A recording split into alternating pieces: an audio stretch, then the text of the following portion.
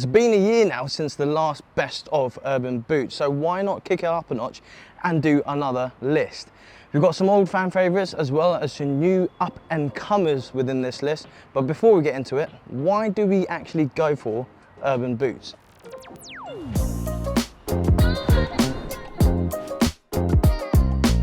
Why not wear a normal pair of sneakers over some motorcycle boots? Well, the key's in the name, they're motorcycle boots with an urban look. They give you some semblance of protection in the eventuality you come off your motorcycle. And if you do, you still look fresh, cool and casual.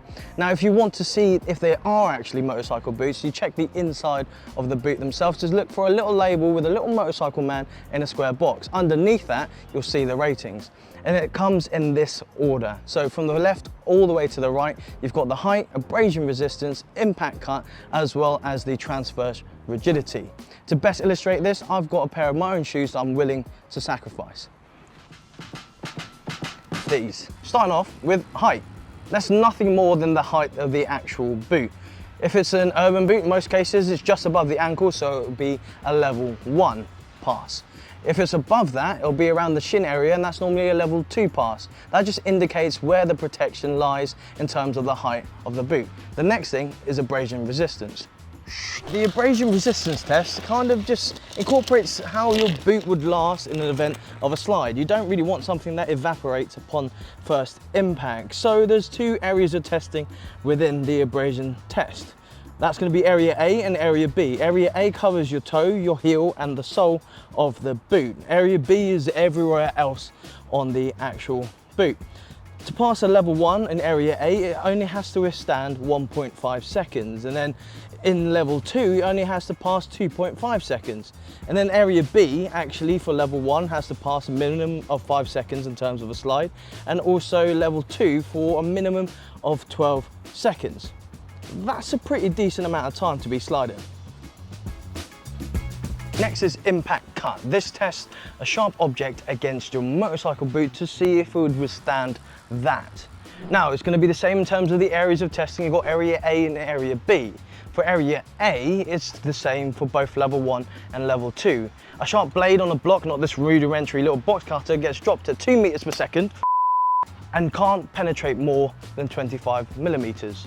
Now for area B, this is going to be up to 2.8 meters per second and can't pass the level 1 more than 25 millimeters, and for level 2 more than 15 millimeters. And in the grand scheme of things, it's not that much.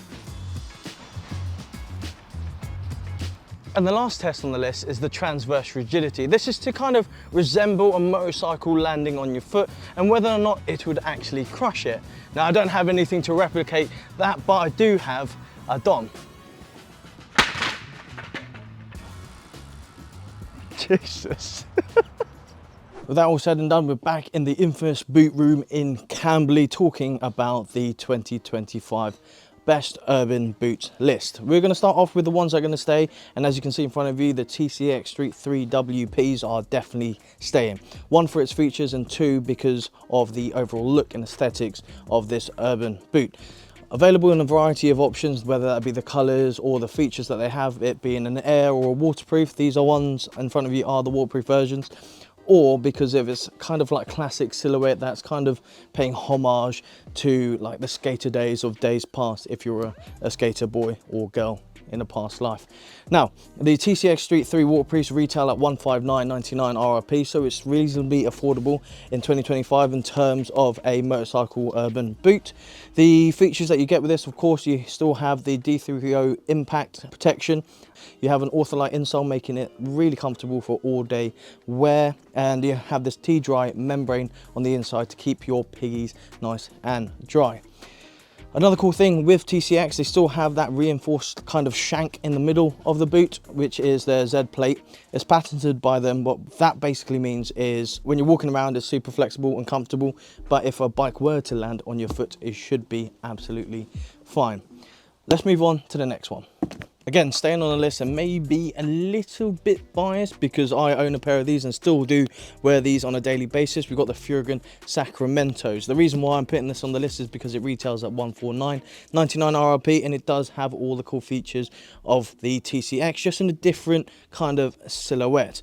Now, The waterproof membrane in this, so it's going to be nice and dry throughout all the weathers. I can testify to this because I travelled 3,000 miles a couple of years ago through Europe wearing the Furan Sacramentos, and they held up really, really well.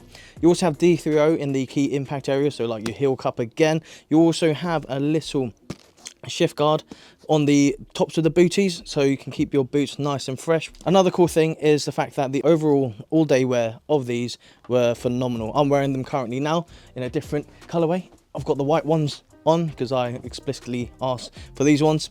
You also have reflective material on the exterior of the boot. As you might know, in France they have a lot of rules regarding reflectiveness of helmets and sort of gear, so you can be visible at night.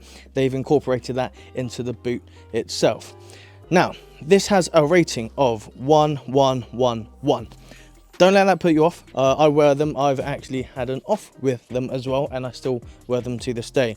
My feet were absolutely fine. It was a low level sort of accident, let's say, and they held up really, really well.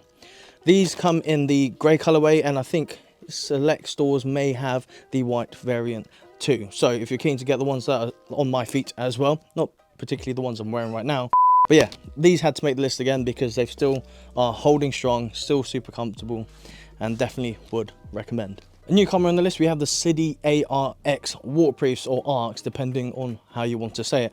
Now, this literally came out just after, I believe, the last Urban Boots best of video last year. So if I were to do it a little bit later, this would have been on that list. But the City ARX WPs are kind of the ones that are going to rival that of, let's say, of TCX in terms of the variety of options, different styles, whether it be the waterproof or the air. Of course, we're in the UK, so we've got the City ARX waterproofs in front of you today. These are going to retail at $169.99 RRP, so it's a bit pricier in terms of the other boots on the list, but definitely worth a look at. It has a very modern look to it, a nicer silhouette, let's say, that keeps up to date with the times. If we look at the laces, they have a reflectiveness to them, so you can be more visible at night, as well as on the heel there. In terms of protection, you've got D3O heel cups, so again, for that impact protection, and they have their own version of like a reinforced shank called Vortex.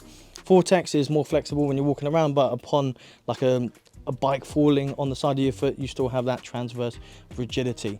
A cool little feature that kind of makes this stand out from a lot of the other boots is the fact that it has Vibram. If you don't know Vibram basically is a vibration dampener, but also therefore all-day comfort, as well as optimal grip, which is a key to kind of having like a nice feel on the pegs. You want good grip on the pegs, you want a vibration dampening if you're on like a cruiser, let's say, and you want something that gives you all-day comfort, which this does.